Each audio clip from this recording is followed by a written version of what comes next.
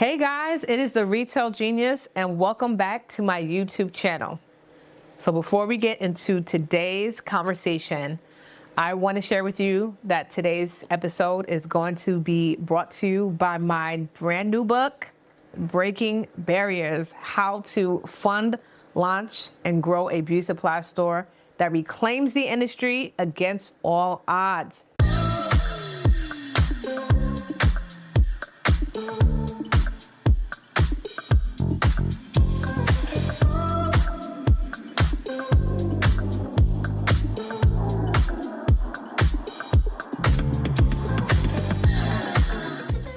Now, I wrote this book because there are many Black women who are trying to break into the industry without access to capital, strategy, or the full truth about how this industry works. So inside my book, Breaking Barriers, I break down everything from funding to ownership, strategy, the systems required to win, especially when those odds are stacked against you. So you can go ahead and grab a copy of my book at breakingbarriersbooks.com, or you can get it on Amazon. I will say that when you get the book from my website, you will get a signed autographed copy along with some amazing things. So get my book and let's get into today's topic. So today we are going to talk about how the Arabs are now taking over the Asians' position and trying to take over the beauty supply industry. So let me say something that might make people feel uncomfortable. Black people didn't lose the industry because we didn't work hard enough. We lost it because ownership has actually shifted. So today I'm going to break down how the Arab and Asian communities have come to dominate the beauty supply industry, exactly where Black ownership was disrupted, and most importantly, what Black people can do now to actually reclaim the industry, because this shift is already happening. And just to say this, guys, this is not about race war. It's not about blaming. This is all about education, power, and timing. So let's start out with a stat that a lot of people don't actually sit with.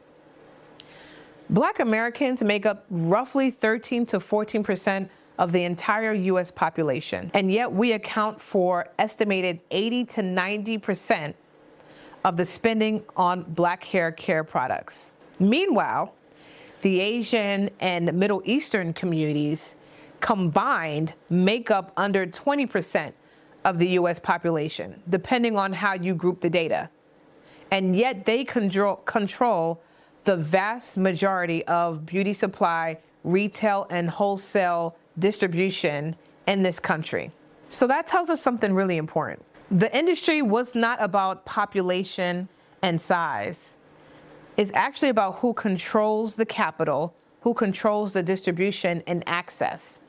So let's be very clear and let's talk about history for a second. Black women didn't just participate in the beauty industry, we actually built it. Before there were global distributors, before beauty supply chains, before wholesale networks, there were Black women who were creating products, systems, and distribution models from scratch. Two names matter here: Madam C.J. Walker and Annie Malone. These women were not just selling hair products. They were building manufacturing, training academies, sales forces, and distribution networks at a time when Black women couldn't even open a bank account. Annie Malone built one of the largest Black-owned enterprises in America in the early 1900s, employing thousands of Black women through her distribution system.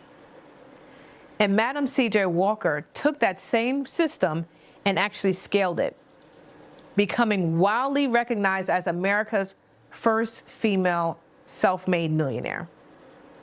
So this was not just in beauty, but in business, by creating a nationwide sales and distribution network.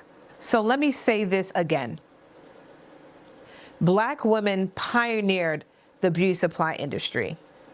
Black women pioneered manufacturing. Black women pioneered beauty entrepreneurship. So when people say that we can't compete in beauty supply, that is just not our history. What happened to us wasn't a lack of ability. It was a loss of access to capital, to our supply chains, and to our ownership pathways. Because in the beginning of the 1970s and accelerating through the 1990s, the Korean and later Arab immigrant families entered the beauty supply industry with a different strategy. They just didn't come here and open stores. They opened distribution centers. They pooled family capital. They used rotating credit systems. They bought inventory in bulk, and they controlled who could buy products and at what price. This is exactly where the game changed, because retail makes money, but distribution makes power. So this is at the point where Black entrepreneurs were largely pushed towards the front end of the business, small retail storefronts, all while being locked out of the back end, the manufacturing, the distribution, and the importing. So once distributors controlled access, the rules changed. So now we have higher minimum orders, we have worse payment terms, we have limited vendor access, COD, which is cash-only policies, and no credit without building relationships first. So by the early 2000s, it shows that over 90% of beauty supply stores were non-Black owned, despite Black consumers driving demand. So here's the part that no one wants to say plainly. Beauty supply is a capital-intensive business. You cannot compete long-term without inventory funding, vendor credit, strong margins, systems, and with a retail strategy. Too many Black women are told, just save your money, just start small, just hustle harder. Meanwhile, dominant groups are pulling their monies together across families. They're using supplier financing. They're opening multiple locations, these big warehouse locations, and they're scaling much faster. So this is not a problem of motivation. This is a capital and system problem. So let me go ahead and kill the biggest lie in this industry. You cannot compete. This is false. What is true is you cannot compete unprepared. I have seen many Black women and many of my clients succeed when they had a good funding strategy in place, when they had vendor access, inventory intelligence, and education, and a good mentor. Because this industry rewards preparation. It's not about hustle culture. So here's the part that I would love for Black people to hear very clearly. If we do not get educated, if we do not get funded and positioned right now, the next transfer of power in the industry will not be a move from the Asian to the Black hands.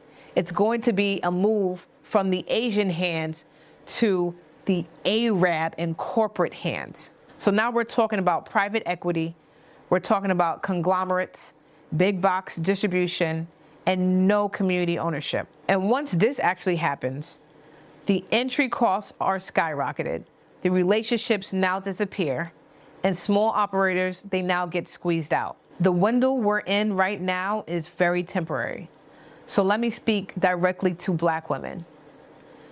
We cannot remain the largest consumer and the smallest owners. We cannot pass down struggle stories, hustle trauma, and just figure it out entrepreneurship. This industry can literally fund generational wealth, real estate, college education, and community stability. But only if we stop asking, can I do it?